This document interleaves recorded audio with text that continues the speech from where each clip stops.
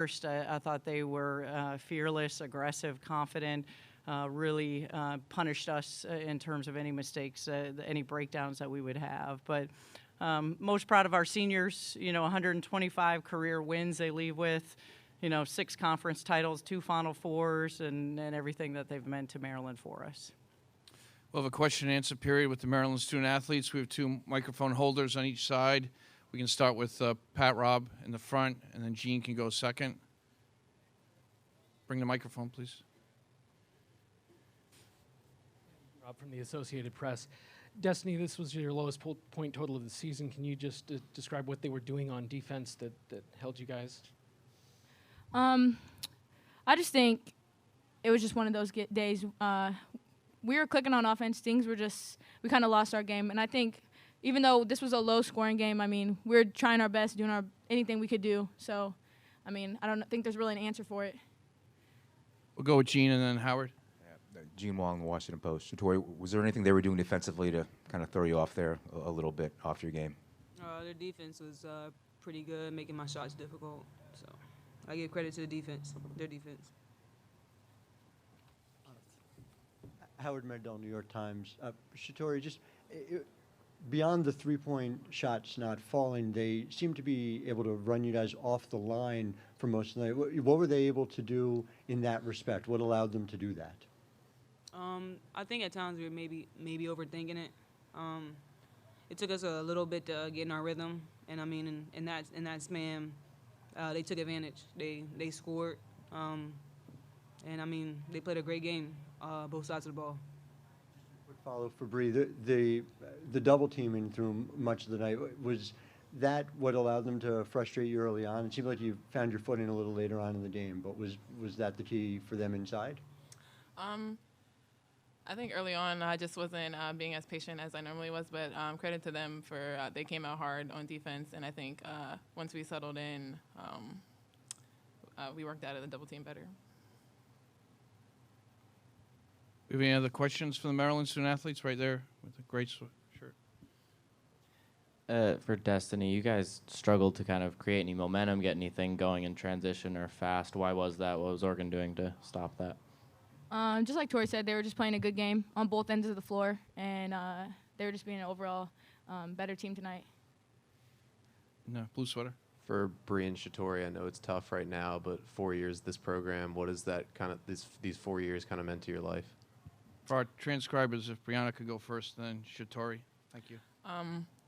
I think I couldn't imagine playing in any other school, and I'm glad that I chose Maryland and just the player I've developed myself into, and I think credit to the coaches and the players I've gotten the chance to play with, and it's just been an amazing experience.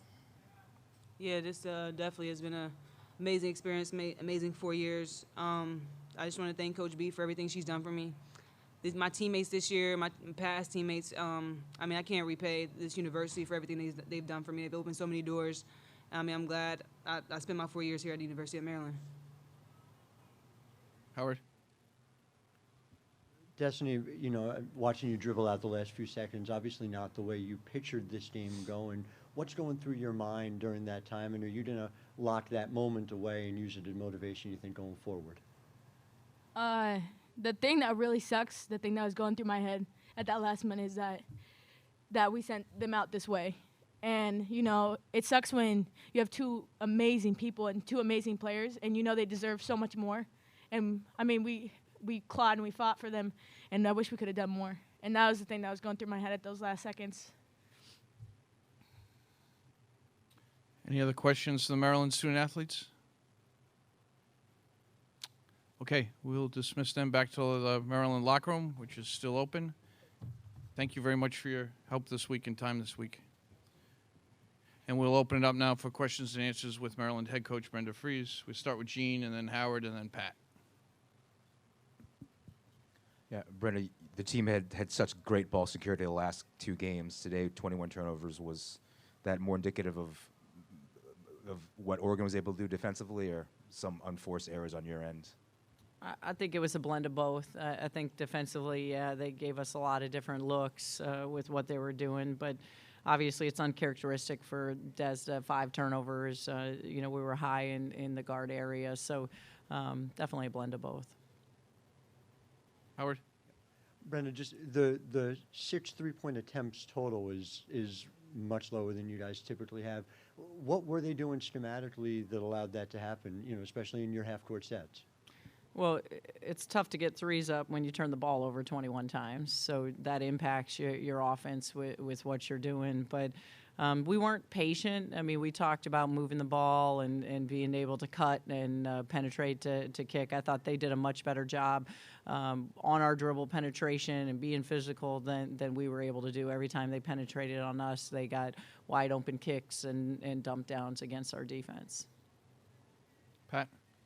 Brendan, in such a low-scoring game, do you think that affected the players as the game went along and they kept trailing? Did they start pressing a little bit too much, or what was going on? Yeah, I thought we pressed, early. They took the air out of the ball, which was a really smart move by them. We've seen that in the past, but we didn't handle it well at all. So, then it felt like every time we would get it to within 6 points, we would have some sort of breakdown, whether it was off of an O board, whether it was a defensive stop, and then they would break it back open. David? Coach, you've had your own spectacular freshman with Destiny this year. Can you talk for a second about the duo of Hebert and Inesco and what it was like playing against those two? Yeah, I said this coming in. I thought Oregon, I likened them to our 2006 national championship team and how they played.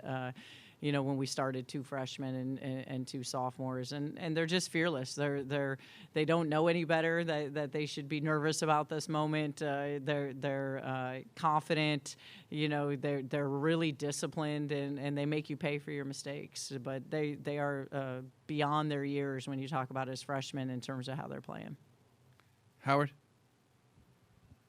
Brenda, a lot of the conversation coming into this bracket was about Maryland-UConn, was about Duke-Maryland, and the fact that we didn't see those matchups come to pass. What do you think that says, just broadly, about the state of the depth of talent in the game today? Yeah, I mean, no question. I mean, when you talk about the depth, I mean, I was thinking about that when you look at the teams that are in the Sweet 16 and you look at, the talented freshmen for Oregon, you look at, our freshmen with Destiny and our freshman class. And if you went across the board with the teams that are out there in the Sweet 16, our game is getting there. It's, not all the way there in terms of the top 5 talent, but in terms of the depth, it's starting to get there. You got the Cinderella teams with Oregon and Quinnipiac now in terms of, what they're able to do. The blue shirt. Coach, Bree has faced double teams all year and done pretty well. Was it something about, them having someone who's 6'4", 6'5"? Did that kind of throw her off in the game? I thought, their length and physicality gave her some problems. I think, in the other positions, we didn't relocate and dive and cut and move as much to also offset that to be able to help her play through the double teams. In the back. Azar from MP Magazine. I was wondering, what was the game plan coming into today playing them that didn't work, that made you switch to full court press and double team? I'd have to pick one thing.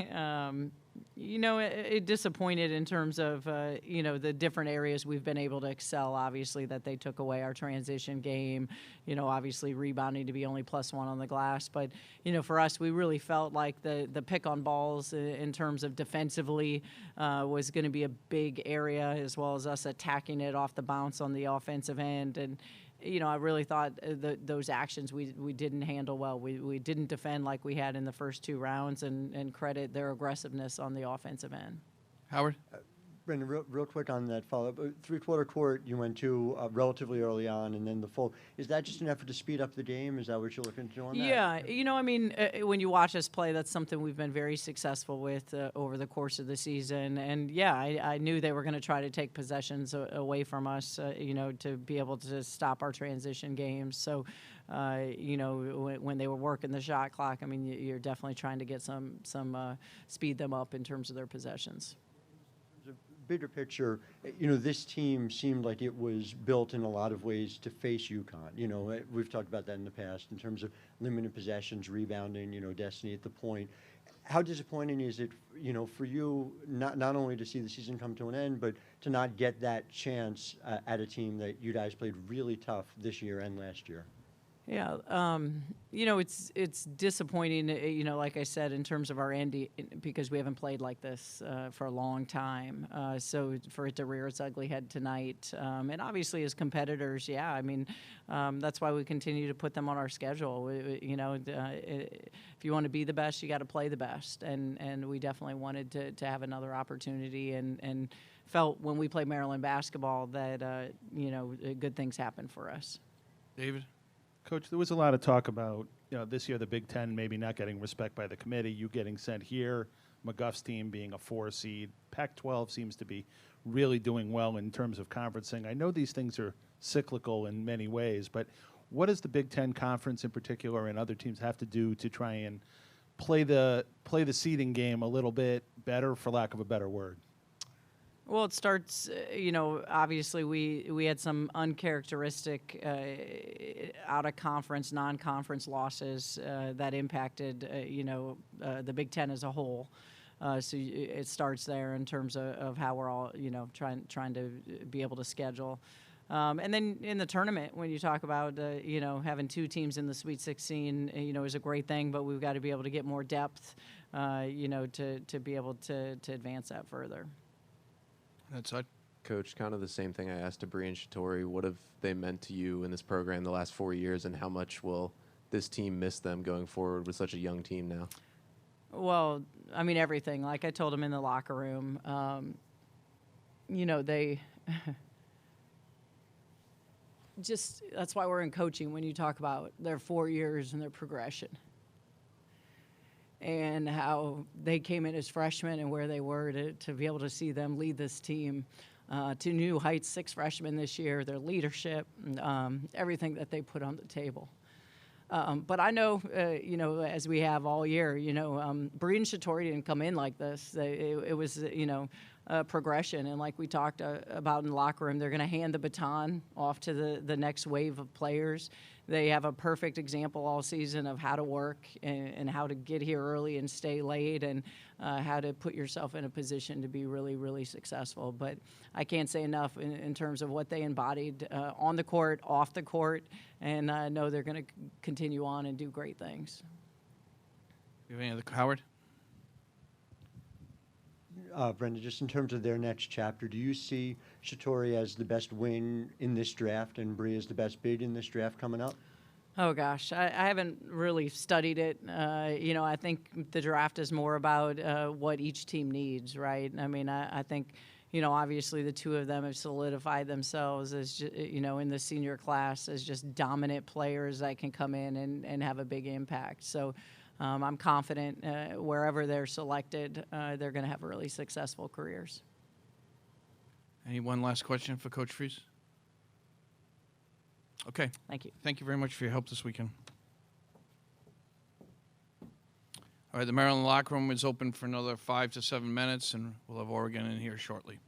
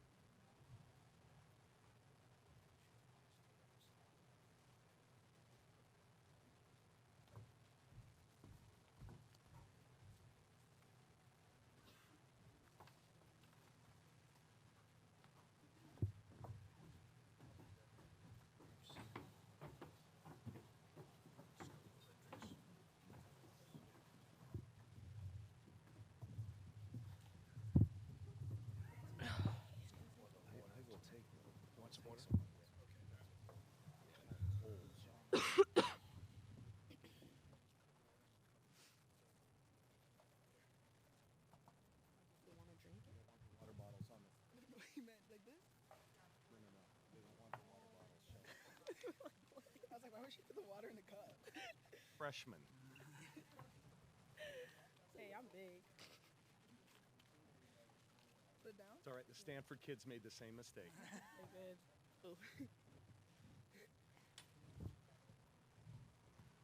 Okay, good afternoon again, everyone. I think we went over the ground rules, so we don't have to do them all over again. But we're joined by the winning Oregon team, head coach Kelly Graves, Sabrina Ionescu, Ruthie Heberd, and Ati Gilden. And we'll start with an opening comment from Coach Graves. I first want to congratulate Coach Frese and her team. I'll tell you, I have had zero sleep over the last 4 days, and a lot of it is just because I've been watching film of them. They're so impressive, and she got a great team, and they had an awesome season. Also, obviously very happy that we're moving on. I continue to be amazed at this team. The fact that over the last 5 days we went cross country twice, had final exams, played a great team, three great teams in this tournament, and they continue to show poise down the stretch, and I'll tell you, it's just impressive to watch. We continue to get better and better as a basketball team, so we're excited to move on, and regardless of who we play next. All right, we'll have questions and answers to the Oregon student athletes. We'll start in the back right there. Ryan Thorburn with the Register Guard. Sabrina, how were you guys able to control the tempo of this game and keep them well under their normal scoring average? Well, we just buckled down on defense, and we got back in transition and tried to stop their easy transition buckets. But we did what we do offensively. We got it top side, pounded it down low to the bigs, and did what we usually do. Go ahead.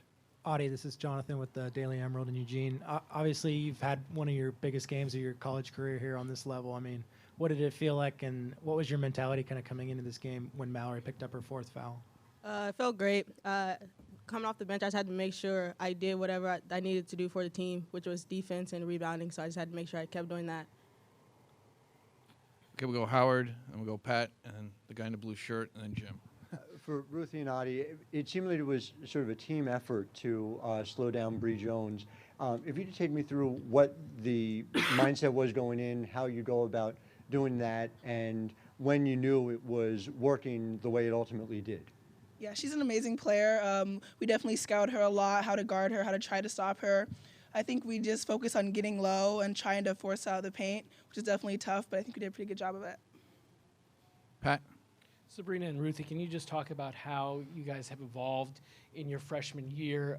Do you think you're at a point now where, I mean, obviously the team is playing its best, that you've gotten over whatever freshman things you might have had, and has that helped during the tournament? For our transcriber, if Ruthie could go first. Like Coach always says, we're not freshmen anymore. We're 30, 35 games in. So I think once we step on the court, we're all just ball players. It doesn't matter what grade you're in, how young you are. So I think we just go on the court every day wanting to win, and we try our best. Sabrina? Yeah, I couldn't agree more. I mean, 30-plus games in, we're not freshmen anymore. And especially now this late in the tournament, we just got to come out every game and work hard and try and get as many wins as we can. No, blue shirt back there.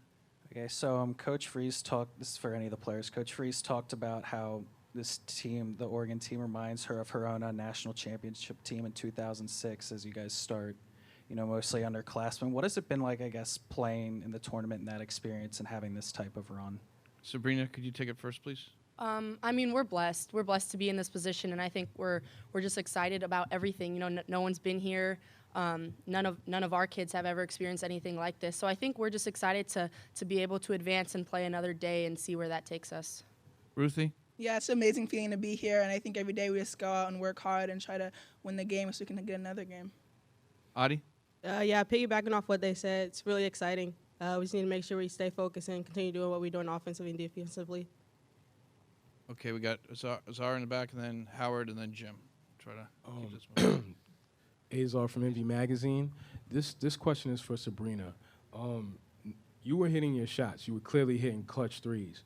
But also number 10, Lexi Bando, she was seeming to have like an issue missing a three, but you guys never quit on her, gave up on her, and she answered and responded later in the second half. did you say anything to her, or did you guys it was just kind of a rhythm thing where we're just going to keep coming to you until you get on fire? I definitely said a few things to her. Sorry, just saying. But she's the best shooter in America, so, we all hold her to a high standard, and I definitely hold her to a high standard. And, I told her before the game, if she stops shooting, she's being selfish. She needs to let that ball fly, and I told her she needed to quicken her shot up a little bit. I think she was taking too much time to get it up and thinking about, she wanted this to go in. So I told her just quicken the shot up and just let it fly, and she did. Okay, we'll go Jim and then Howard.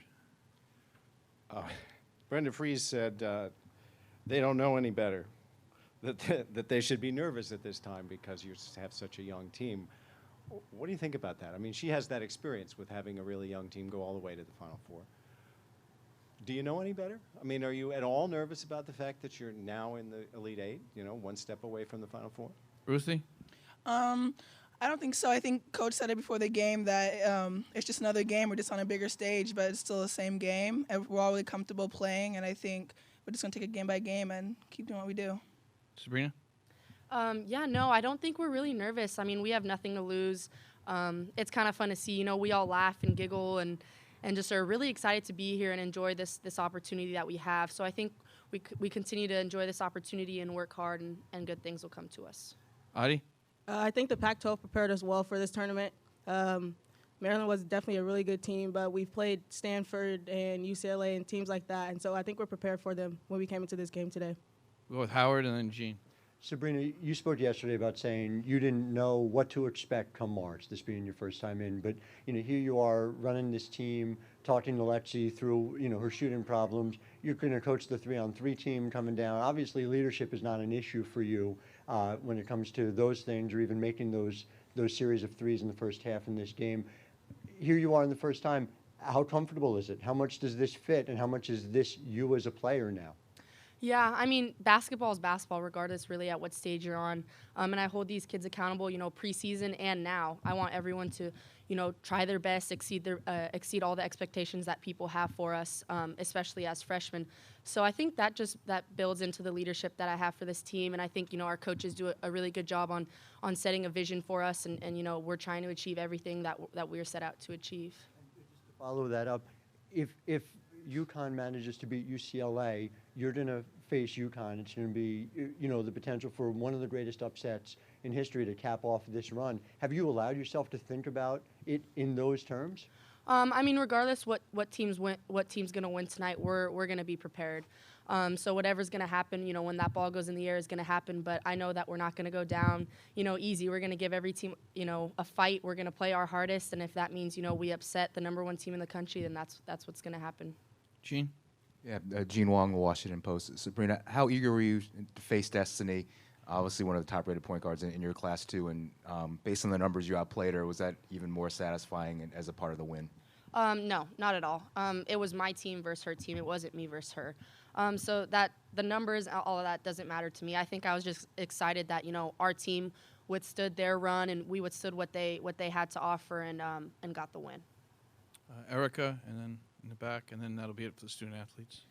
Ladies, can you talk a little bit about some of the aspects of the Oregon game that you'd like to see maybe tighten up or really hit stride a little sooner for the next game as you advance in the tournament? Sabrina? I think we need to take care of the ball a little more. We got a little bit careless with it there in the second half. So I think we just need to take care of the ball, continue to move it side, top, side. We'll hit shots. I mean, we do that pretty well. We keep pounding it in down low to our great post players. We'll hit the mid-range shot. So I think we continue to do what we're doing. We'll be fine come Monday. Ruthie? Like she said, take care of the ball. I think making sure you hit every rebound and definitely get a fight up there in the air. And I think with that, we'll definitely be ready. Adi? If we continue to do well in defense and transition, stopping them in transition, I think we'll continue to do well. All right, last question for the student athletes. Sabrina, on the flip side of you guys playing so loose and carefree, when you are in control of the game against whether Duke or tonight against Maryland, can you feel the other team kind of crumbling under the weight of expectations and getting tight? I mean, I don't think a lot of teams are really prepared for us, to come out how we did. And the atmosphere was great. It was loud, and I don't think they were really prepared for what we had to offer that late. no, I mean, we're just excited. You know, we get the ball to the people that, you know, need to have the ball in their hands that late in the game, and we do what we do. Okay, we'll dismiss the Oregon student athletes. Thank you and congratulations. We'll see you tomorrow. The Oregon locker room continues to be open to the media, and we'll start with questions and answers for Coach Graves, and we'll start with Pat, and then we'll go with David, and then we'll go with Gene. Pat. Hi, Coach. Pat Eaton-Robb from the Associated Press. Hey, Pat. You had mentioned yesterday that these guys probably don't realize what they're doing at this point. Can you just address the poise and that whole aspect of this? Are they playing with house money at this point? Are you surprised at how loose they are and what they're doing? Yeah, you just said all of it, really. I think it's all in the attitude. I think they are playing loose. They're a loose team, so it's not like we try to make them that way. They just continue to show great poise, and I think Adi had a great response to a question. I think the Pac-12 has really prepared us for this moment. I mean, whoever we play in this next game is going to be like our 11th game against a team on the 1, 2, or 3 seed line, and we've played 3 or 4 against 4 seeds. So we've played against a lot of really good teams. We've played them tough. We've won a few. And so I think our kids, you know, the more you win these close games and these big games, they start to believe. And like they said, they really don't have a lot to lose. Dave?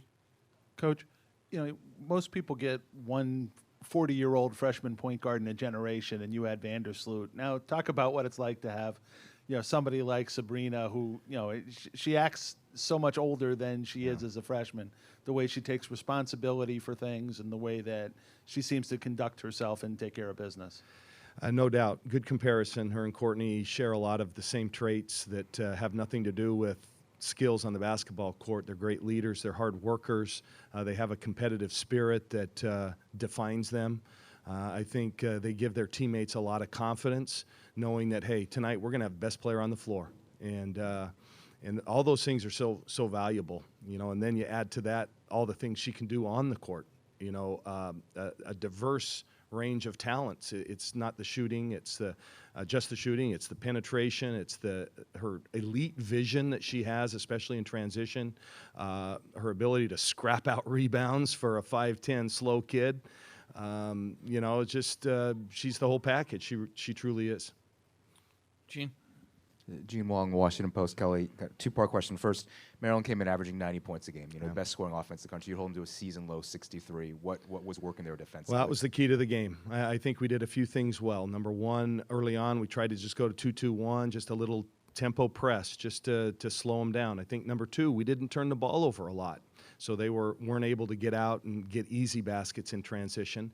Thirdly, I thought we shot a decent percentage, especially in the second half. We shot the ball really well. And we played the game at our tempo. Offensively, we wanted to, like Sabrina likes to say, side, top, side. We kept moving the basketball and making them defend. And, you know, we just really, I thought defensively and tempo-wise, we played about as good a game as we can play. Because to beat them, you got to lessen the number of possessions. Let's go to Howard over here. Gene, go ahead. Yeah. Follow up to that, we had talked the other day about trying to counteract Maryland's experience. Well, you hold Shatori to 6 for 18 shooting, Breeze 8 for 16, but she missed a bunch of layups. What were you able to do to frustrate them?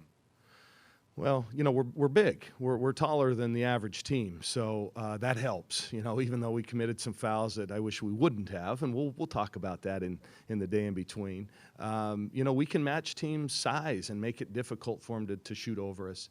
I thought inside, playing them to a 1 rebound difference was key. They've been crushing people on the boards, and we did a good job there. They didn't, you know, kill us on second chance points. And I think lastly, they didn't make a 3.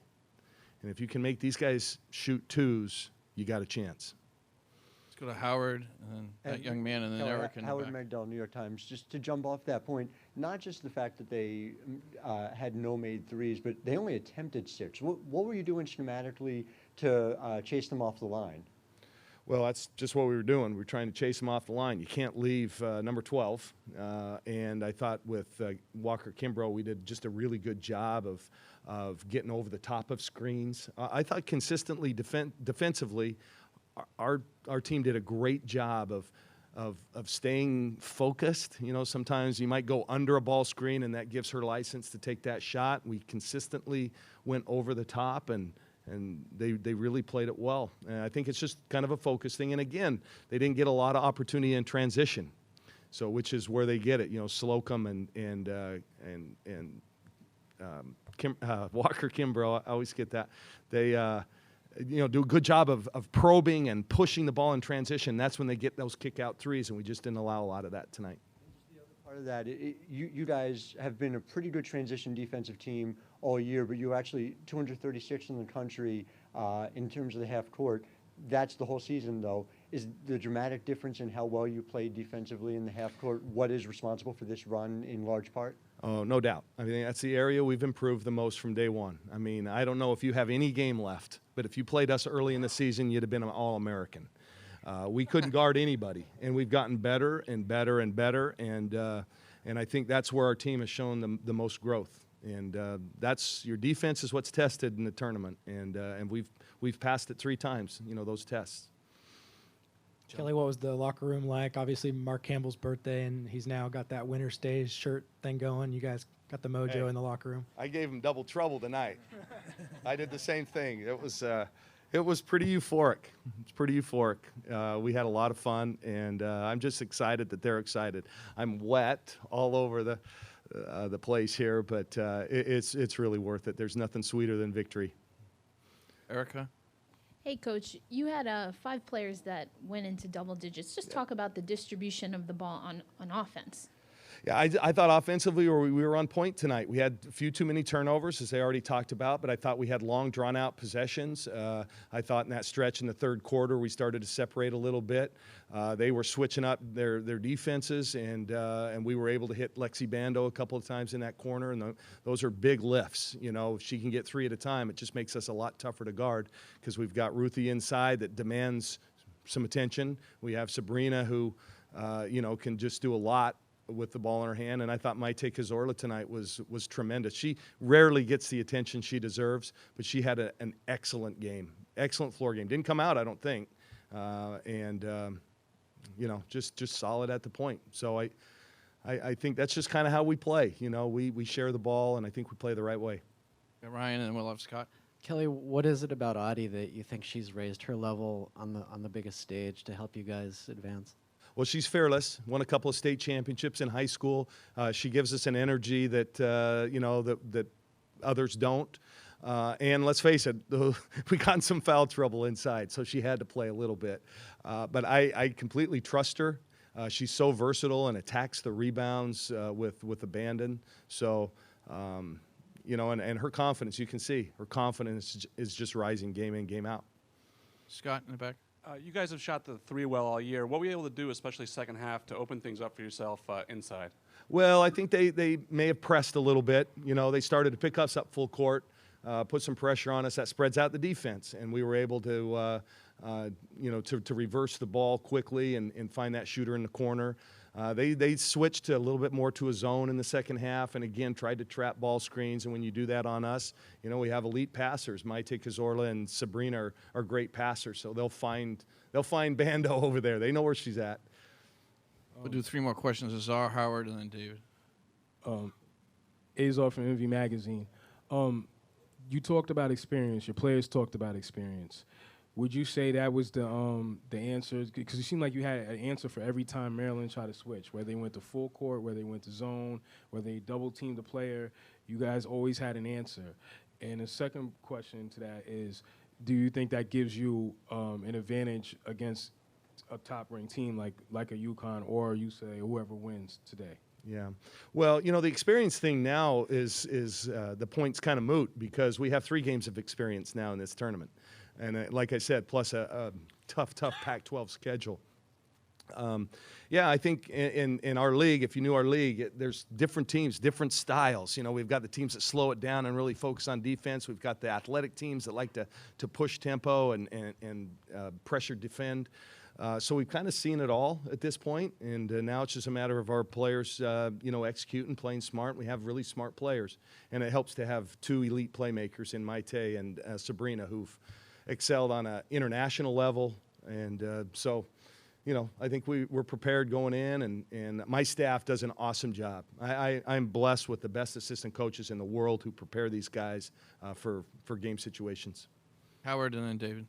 Kelly, no matter what happens in this game that's being played right now, you're going to have a chance to make some history, either by being the lowest seed to ever make it to the Final Four, or a chance to have the type of upset victory over UConn that, that no one's ever done. No one's ever stopped a streak that long. There's never been a streak that long. Have you given yourself a chance to think about that, number one, here in these moments afterward? And number two, do you think a team like this, a team on a roll, and a team that doesn't have enough experience to necessarily know what they're doing, is the best position to do it? I don't know. I don't know. We obviously haven't been in this situation. These guys haven't. It's going to take either UCLA or UConn. It doesn't matter. It's going to take our absolute best performance of the year to move on. And quite frankly, I haven't really even thought about it yet. I'm just kind of taking this win in, just happy for my team. I truly am. I'm proud of them, and just happy for them. I mean, they've worked really hard. And I know so is Maryland, so is everybody else works hard. But this is really a special group, and they're showing that right now. So, yeah, I'll enjoy it. Talk to me tomorrow. I might have a different answer for you. Last question, David. Kelly, one other person that doesn't seem to get enough credit around here is you. You are now the first person to take 2 double-seeded teams to the Elite Eight in the history of the tournament. So let's talk for a second about you and what you're doing to get these teams prepared, and why this doesn't seem to be a problem for you. Well, I wouldn't say it does. It's not a problem. I mean, I don't know. I think I just have, I'm able to compartmentalize. I'm able to put things in perspective. I don't really ever get too high or too low. Try to keep the kids focused. The one thing I have been able to do over the years, I think this is my 9th or 10th win as a double-digit seed, I think it's just throw out the seeds. Who cares? We're a good team. We are a good basketball team. We're in the field. We're a good team. And I always say a good team with nothing to lose is a dangerous team. And so I think our kids just can play loose, because they don't see me uptight. I'm not going to overplay the next opponent's hand, just like we didn't overplay this one. And I just think that's what you got to do. I think kids like the consistency. If you build every team up and they can't play, then you start to lose credibility. So I think consistency's always been the best medicine. Plus, we let them know that we've had success as a lower digit so that they can believe in their coach a little bit. So, you kind of play on any advantage that you can have. But listen, I've never scored a basket in the NCAA tournament, David. It's all about the players. It truly is. Okay, thanks, Coach. We'll see you tomorrow. Thank you. The Oregon locker room is open for a few more minutes, and we'll see everybody after the second game.